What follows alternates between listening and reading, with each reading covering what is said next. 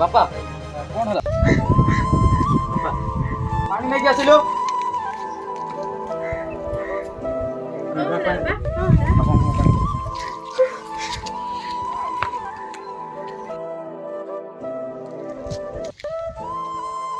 बापा एबे टिके भल लागुची तो अरे बापा भल लागुची टिके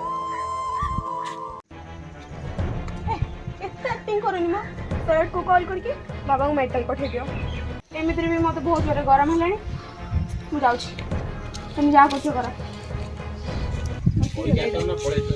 बिजू से झियोटी किए कि रे तू बाहे जाइचू हाँ बापा मु ताको बाहा जाई बिजू ये बुढ़ा बापाटा को टिके पचारि पारिलुनी तू बाहे गलु तो बाघर पाई मु केते स्वप्न देखिथिली रे अदिनिया झाड़ भांगी दे जाए सुख सपन रनी ओ हो बापा से सब जुग गलानी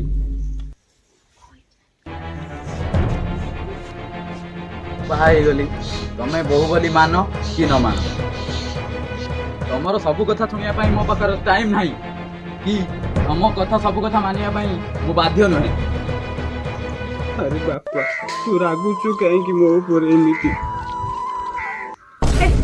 से बेकार कथा गुड़ा छाड़ आसो घर का केमिति का जीवन ये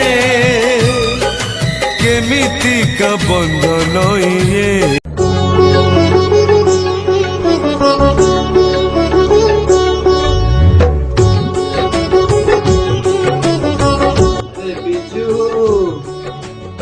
अजू अरे बिजू भाई की डाकिलु रे भाई भाई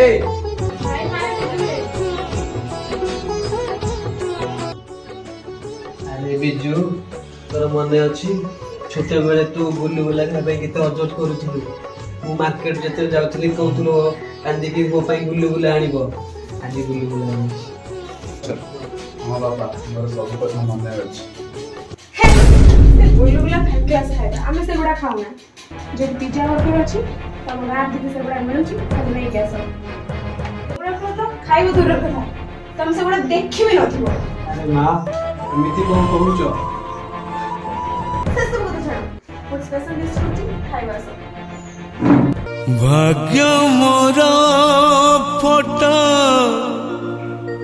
कांथरे कालिया जीवन बटरे खसी बगड़ा अदिनिया झाड़ भांगी दे जाए सुख सपन रनिया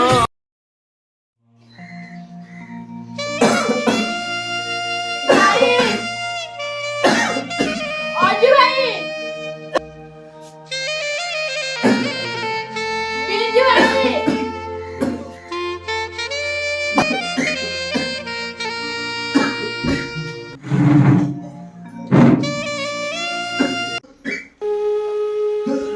बाबा का दिया धीरे धीरे हलन घर में ठीक से मेडिकल ले जाओ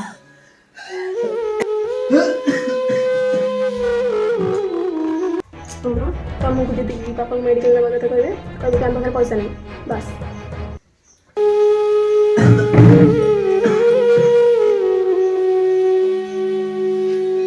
भाई तमे बापा को मेडिकल लेके जाओ वो पाखर पैसा नहीं तू नहीं जा कौन ला हम पाखर पैसा नहीं तमे बापा को मेडिकल लेके जाओ बाबा को लक्ष लक्ष खर्च कर पाठ पढ़े नहीं जा मेडिकल मु कोन बापा को कहते मतलब खर्च कर पाठ पढ़िया भाई तू नहीं जा मेडिकल तू नहीं जा मु नहीं करी मु कोठी नेबी मो पाखर पैसा नहीं मु तो बिलर चास मु बापा कथा किछि बुझी परिबिनी तू घरे रहू तू बापा को हो ना तू नहीं जा तू बापा को मेडिकल लेके जा मु नहीं परिबिनी तू नहीं जा मु नहीं परिबिनी तू नहीं जा मु नहीं परिबिनी हमें काहे की झगड़ा लागो तमे चुप करो तमे काहे से देती कला कांथरे कालिया पार्लर में तो गरम नहीं नाचले अदिनिया झाड़ भांगी दे जाए खाना नवा दरकार नहीं बाबा को मुंह नहीं जाउची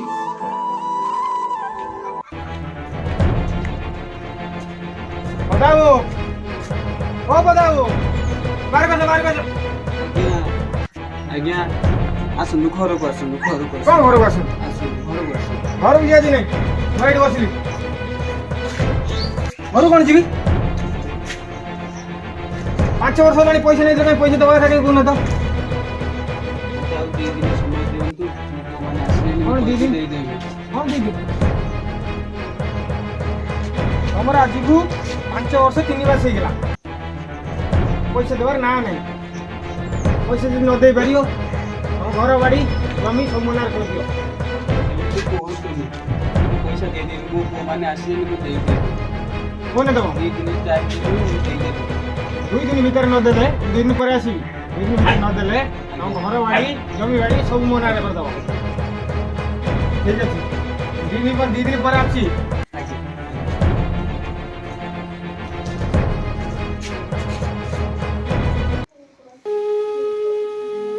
ଆରେ ପିଲେମାନେ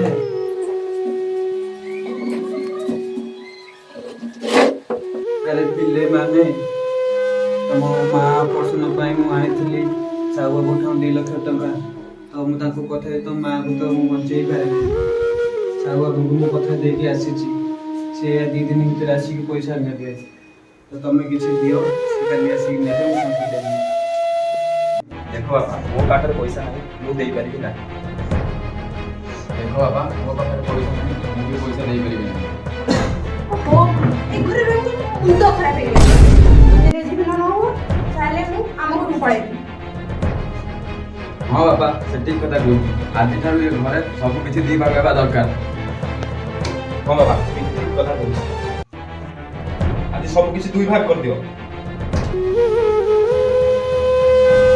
ଆରେ ବାପା ତମେ ମାନେ ଏମିତି କାହିଁକି କହୁଛ ମୁଁ ତମକୁ କ'ଣ ଏଇ ସଂସ୍କାର ଶିଖେଇଥିଲି ହଉ ବାବା ଯଦି ଭାଗ କରିବାର ଅଛି ତ କର ନହେଲେ ଆମେ ସବୁଦିନ ପାଇଁ ଘର ସହିତ ସବୁ ସମ୍ପର୍କ କାଟିଦେବୁ ନାହିଁ ରେ ମା ତମ ଖୁସିରେ ମୁଁ ଖୁସି ଯଦି ତମେ ମାନେ ଚାହୁଁଛ ଏ ଘରେ ଲକ୍ଷ୍ମଣ କାଟିବା ପାଇଁ ମୁଁ ଟାଣିଦେବି ଟାଣିଦେବି କାନ୍ଥରେ କାଳିଆ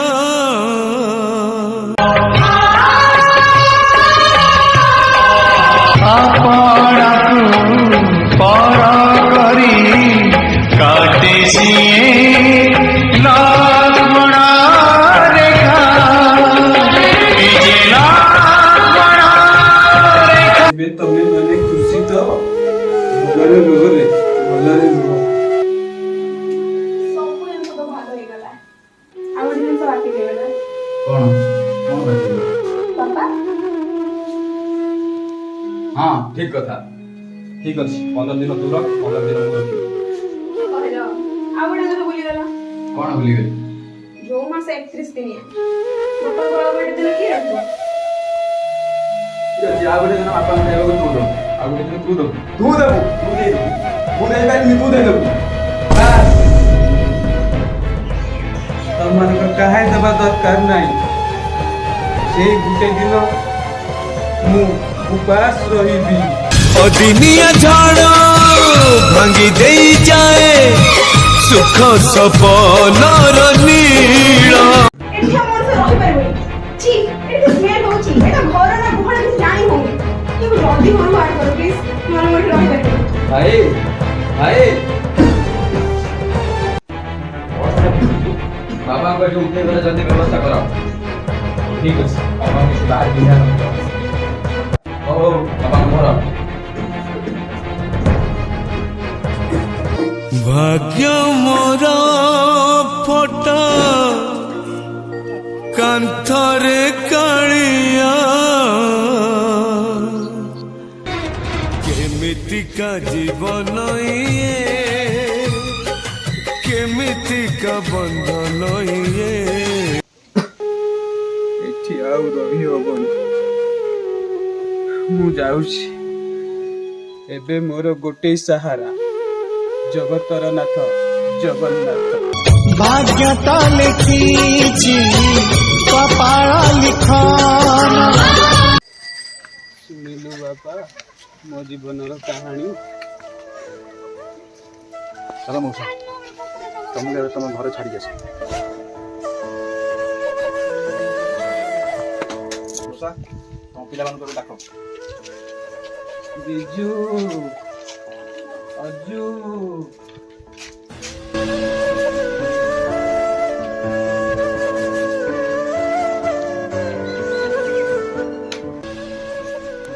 ବାପା ତମେ କୁଆଡେ ଯାଇଥିଲ? ତମକୁ ତ ଆମେ ଖୋଜିଥିଲୁ କାହିଁ ପାଇଲୁ ନା? ତମେ କୁଆଡେ ଯାଇଥିଲ? ଚୁପଚାପ ଏଇଠି ଆଉ ସବୁ ଏଇଠି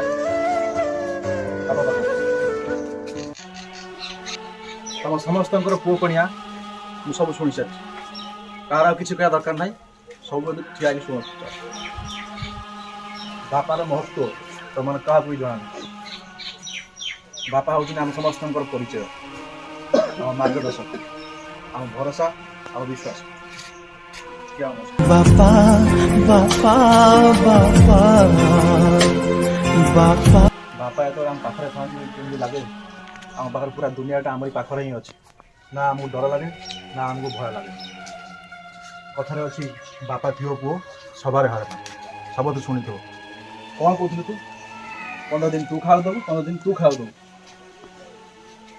ଦେଖିବ ଏ ବୁଢ଼ା ବାପାଟା, ଦେଖ ଏ ମୁହଁ। ଯଦି ଯେତେବେଳେ ତୁମେ ଛୋଟ ଛୋଟ ଥିଲ, ଯଦି ଏ ବୁଢ଼ା ବାପାଟା କହିଥାନ୍ତା 15 ଦିନ ତୁ ଖା ଆଉ 15 ଦିନ ତୁ ଖା, ତାହେଲେ ତୁମେମାନେ ଆଜି ଏଇ ଦୁନିଆର ଠିଆ ହେଇପାରିନଥାନ୍ତ।